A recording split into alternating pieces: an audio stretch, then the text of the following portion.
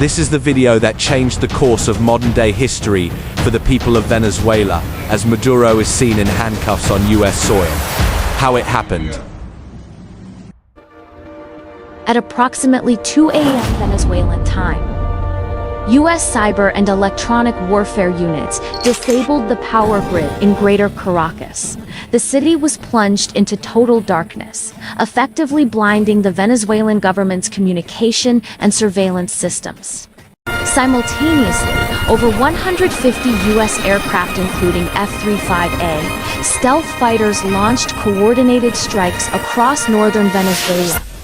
They successfully neutralized key radar sites and anti-aircraft installations to clear the path for extraction teams.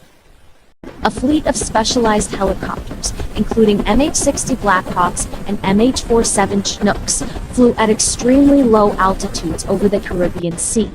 Guided by elite aviators, they entered Venezuelan airspace, undetected under the cover of heavy cloud and total darkness. As the helicopters breached the city limits, they converged on Fort Tiuna, a massive, sprawling military complex in Caracas that serves as the nerve center for the Venezuelan armed forces. Deep within this installation sat a specialized presidential compound, a structure President Trump later described as a fortress house, reinforced with thick layers of steel and concrete. Inside the vibrating belly of the MH-47G Chinooks, the atmosphere was one of calculated, eerie stillness. The cabin was bathed in the dim, haunting glow of red tactical lights, designed to preserve the night vision of the Delta Force operators. The extraction force, consisting of Delta Force and the FBI hostage rescue team, rappelled onto the grounds of Maduro's heavily fortified compound in Caracas. This military fortress was the heart of his security apparatus. As the extraction teams hit the ground at Fort Tiuna, the skies above Caracas ignited with the precision of a surgical strike.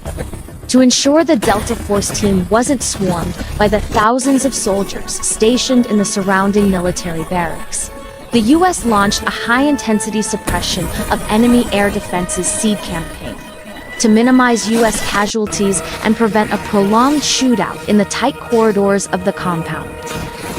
The team deployed non-lethal incapacitating gases. These deadly, highly potent chemical agents were used to rapidly disorient and neutralize Maduro's elite presidential guard before they could mount a defense.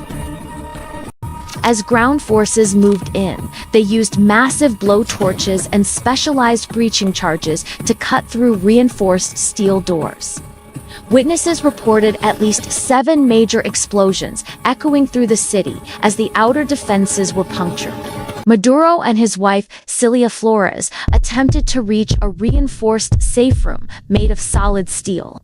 However, the U.S. forces moved with such speed that Maduro was intercepted just before the vault door could be sealed. The transition from heads of state to federal detainees happened in seconds. 2 Delta Force operators moved in with practiced mechanical efficiency. There was no struggle, the disorientation from the gas, and the sheer speed of the assault had stripped away any resistance. Maduro and Flores were in U.S. custody. They were blindfolded, handcuffed, and quickly moved to a waiting extraction helicopter. The entire ground engagement lasted less than 30 minutes. The captives were flown directly to the USS Iwo Jima, a U.S. Navy amphibious assault ship stationed in international waters off the coast. While aboard, the first official photo of a detained Maduro was taken and later shared by the White House.